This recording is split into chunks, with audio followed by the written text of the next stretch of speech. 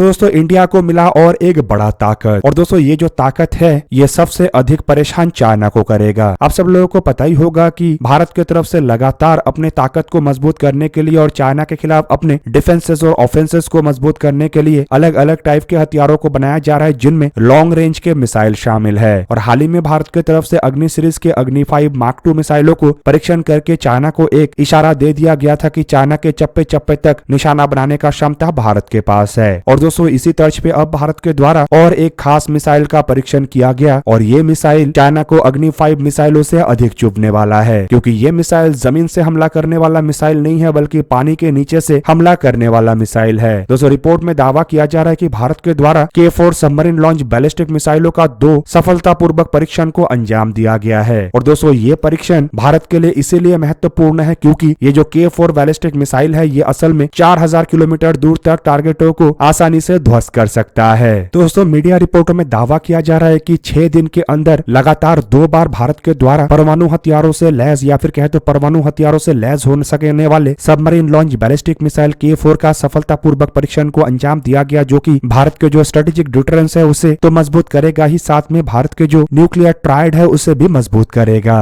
और दोस्तों रिपोर्ट में यह भी दावा किया जा रहा है कि ये जो टेस्ट है ये असल में आंध्र प्रदेश के जो कोस्ट में स्थित अंडर वाटर प्लेटफॉर्म है वहां से किया गया और ये असल में मिसाइल के जो एबिलिटी है उसके एक डेमोन्स्ट्रेशन था। और ये जांचा गया कि मिसाइल स्मूथली सबमराइज कंडीशन में लॉन्च हो सकता है कि नहीं, और साथ ही साथ मिसाइल के जो ट्राजेक्टरी को फॉलो करने का क्षमता है उसे भी इस परीक्षण के दरमियान जांचा गया। अब दोस्तों K4 मिसाइल को असल में K फैमिली के दूसरे सबमरीन लॉन्च बैलिस्टिक मिसाइल मतलब K15 के बाद दूसरे मिसाइल के रूप में डिजाइन किया गया है। और दोस्तों इन मिसाइलों को इस तरीके से डिजाइन किया गया है कि ये दुश्मन के टारगेटों को करीब करीब 3500 से लेकर 4000 किलोमीटर के दरमियान ध्वस्त कर सके। और दोस्तों ये जो मिसाइल है ये असल में अरिहंत क्लास के सबमरीनों के लिए बनाया गया है। और अब इन मिसाइलों के ये 2 सफलतापूर्वक परीक्षण के बाद एक्सपर्टों का मानना है कि इन मिसाइलों के जो प्रोडक्शन है वो शुरू कर दिया जाएगा और संभावित जल्द ही इन मिसाइलों को अरिहंत क्लास के सबमरीनों के साथ डिप्लॉय भी कर दिया जाएगा। अब इंडियन नेवी के अरिहंत क्लास सबमरीनों को भी अगर देखा जाए तो रिपोर्ट के मुताबिक इंडियन नेवी के पास फिलहाल 2 ऐसे सबमरीन ऑपरेशनल है और इन सबमरीनों में K15 Sagarika submarine launch ballistic missile लैस है। हालांकि अरिहंत क्लास के अंतर्गत और 2 सबमरीनों को भी निर्माण किया जा रहा है जो कि करंट अरिहंत क्लास के दोनों सबमरीनों के मुकाबले में आकार में बड़ा और वजन में भारी होगा। दोस्तों एक्सपर्टों का यह भी मानना है कि इन मिसाइलों को इंडियन नेवी के सबमरीनों में लैस करने के बाद एक तरीके से इंडिया के जो सेकंड स्ट्राइक कैपेबिलिटी है वो तो बढ़ेगा ही, साथ में न्यूक्लियर डिटरेंस कैपेबिलिटी भी बढ़ेगा। और दोस्तों अरिहंत क्लास के न्यूक्लियर पावर बैलिस्टिक मिसाइल सबमरीनों को अगर देखा जाए तो पहले 2 जो सबमरीन है मतलब अरिहंत और अरिघात ये एक साथ 12 K15 Sagarika submarine launch ballistic missile मतलब 1500 किलोमीटर वाले मिसाइलों को कैरी कर सकता है या फिर एक साथ 4 K4 मिसाइलों को कैरी कर सकता है। जबकि इसके जो आखिरी 2 सबमरीन मतलब S4 और S4 स्टार है वो एक साथ 24 K15 सागरिका या फिर एक साथ 8 K4 सबमरीन लॉन्च बैलिस्टिक मिसाइलों को कैरी कर सकेगा। इवन दोस्तों रिपोर्टों में यह भी दावा किया जाता है कि इन सबमरीनों में K5 submarine launch ballistic missile मतलब 5000 से 6000 किलोमीटर दूर तक टारगेटों को निशाना बना सकने वाले मिसाइलों को भी लगाया जा सकेगा। हालांकि इसके अलावा इन सबमरीनों में 6 21 इंच के मतलब 533 मिलीमीटर के टॉर्पेडो ट्यूब भी है जिसके सहारे टॉर्पेडो क्रूज मिसाइल और नेवल माइन को भी दागा जा सकता है। दोस्तों K4 मिसाइल या फिर K सीरीज के जो मिसाइलों के डेवलपमेंट है ये असल में चाइना और पाकिस्तान के खतरनाक मंसूबे को देखते हुए ही डेवलप किया गया है ताकि इन दोनों देशों के तरफ से भारत को घेरने का और भारत को नुकसान पहुंचाने का जो मंसूबाबंदी किया जा रहा है उन मंसूबाबंदी को ध्वस्त किया जा सके। और दोस्तों ये जो K4 मिसाइल है ये इंडियन नेवी के अरिहंत क्लास सबमरीनों में लगने के बाद एक तरीके से साइलेंटली भारत अपने न्यूक्लियर मिसाइलों को चाइना के कोस्ट के नजदीक भी ले जा सकेगा और दूसरे तरफ से मतलब चाइनीज कोस्ट से भी जरूरत पड़ने पे चाइना के ऊपर हमला बोल सकेगा। हालांकि K15 मिसाइल भी भारत को ये क्षमता देता था, लेकिन K15 मिसाइलों से चाइना के कोस्टल सिटी को या कोस्टल रीजन को निशाना बनाने के लिए सबमरीनों को काफी अधिक कोस्ट के नजदीक ले जाना पड़ता। लेकिन K4 मिसाइलों के साथ ये जो चुनौती है ये जहाँ पे कम हो जाएगा तो वहीं पे इसके स्ट्राइक रेंज अधिक होने के कारण कोस्टल सिटीज के अलावा अंदरूनी हिस्से तक इन मिसाइलों से हमला किया जा सकेगा। और दोस्तों K4 मिसाइलों को अगर देखा जाए तो कुछ मीडिया रिपोर्टों में यह भी दावा किया जाता है कि साल 2020 से ही इन मिसाइलों को इंडियन नेवी के बेड़े में शामिल किया जा चुका है। वहीं पे दोस्तों इन मिसाइलों के अगर डिटेल एनालिसिस किया जाए तो रिपोर्ट में यह दावा किया जाता है कि मिसाइलों का डेवलपमेंट का काम जहां पे Defence Research and Development Organisation मतलब DRDO के तरफ से किया गया है तो वहीं पे मिसाइलों के प्रोडक्शन का काम या फिर कहे तो मैन्युफैक्चरिंग का काम भारत डायनामिक लिमिटेड कर रहा है। मिसाइल का वजन करीबन 17 टन है तो वहीं पे इसका लंबाई करीबन 12 मीटर मतलब 39 फीट है। इसका डायमीटर 1.3 मीटर मतलब 4.3 फीट के आसपास है तो वहीं पे इसमें परमाणु हथियार लग सकता है और रिपोर्ट में दावा किया जाता है कि ये 2.5 टन मतलब 2500 किलोग्राम के वॉरहेड को कैरी कर सकता है। यह मिसाइल 2 स्टेज वाला है, मतलब एक सॉलिड फ्यूल मोटर और एक सॉलिड फ्यूल प्रोपेलेंट के साथ है। तो वहीं पे ये मिसाइल जो है ये 4000 किलोमीटर दूर तक टारगेट को निशाना बना सकता है और नेविगेशन के लिए मिसाइल में मिड कोर्स में इंटरनल नेविगेशन सिस्टम और जीपीएस और नाभिक सैटेलाइट गाइडेंस सिस्टम्स के साथ टर्मिनल फेज में टेरेन कलर मैचिंग सिस्टम्स का इस्तेमाल किया गया है। अब दोस्तों एक तरफ जहां पे K4 बैलिस्टिक मिसाइलों से इंडियन नेवी अपने अंडर वाटर कैपेबिलिटी या फिर कहे तो submarine launch ballistic missile capability को मजबूत कर रहा है, तो वहीं पे दूसरी तरफ एंटी सबमरीन वॉरफेयर कैपेबिलिटी को भी मजबूत करने के लिए हाल ही में इंडिया को और एक बड़ा हथियार मिला। बेसिकली दोस्तों रिपोर्ट में दावा किया जा रहा है कि लॉकहीड मार्टिन की तरफ से हाल ही में एक अनाउंसमेंट करते हुए ये बताया गया है कि इंडियन नेवी को और एक MS-60 सीहॉक हेलीकॉप्टरों का डिलीवरी कर दिया गया है। यहाँ पे दोस्तों आप लोगों की जानकारी के लिए बता दूं कि साल 2020 में जब अमेरिकी प्रेसिडेंट डोनाल्ड ट्रंप भारत के दौरे पे आए थे, तब भारत और अमेरिका के बीच में 24 MS-60 रोमियो हेलीकॉप्टर या फिर कहे तो सीहॉक हेलीकॉप्टरों को लेकर समझौता हुआ था। और दोस्तों इस समझौते के अंतर्गत भारत को अब तक टोटल 6 हेलीकॉप्टरों का डिलीवरी हो चुका है। दोस्तों इस हेलीकॉप्टर के डिलीवरी से पहले जो 5 हेलीकॉप्टरों का डिलीवरी हुआ था, उनमें सबसे पहले 3 हेलीकॉप्टरों का डिलीवरी साल 2021 में और उसके बाद साल 2023 के मध्य में 2 हेलीकॉप्टरों का डिलीवरी हुआ है। दोस्तों ये जो हेलीकॉप्टर है ये इंडियन नेवी के लिए काफी महत्वपूर्ण हेलीकॉप्टर है, क्योंकि इन हेलीकॉप्टरों को इंडियन नेवी के फ्रंटलाइन वॉरशिप और INS विक्रांत जैसे एयरक्राफ्ट कैरियरों में डिप्लॉय किया जाना है। और इन हेलीकॉप्टरों के सहारे इंडियन नेवी के केवल एंटी सबमरीन वॉरफेयर कैपेबिलिटी को ही मजबूत नहीं किया जाएगा, बल्कि एक मल्टी रोल हेलीकॉप्टर होने के कारण इससे एंटी सरफेस वॉरफेयर और कई तरीके के कैपेबिलिटी में वृद्धि होगा। दोस्तों जो 24 हेलीकॉप्टरों को इंडियन नेवी के द्वारा खरीदा गया था, असल में इसका लागत करीबन $2.6 बिलियन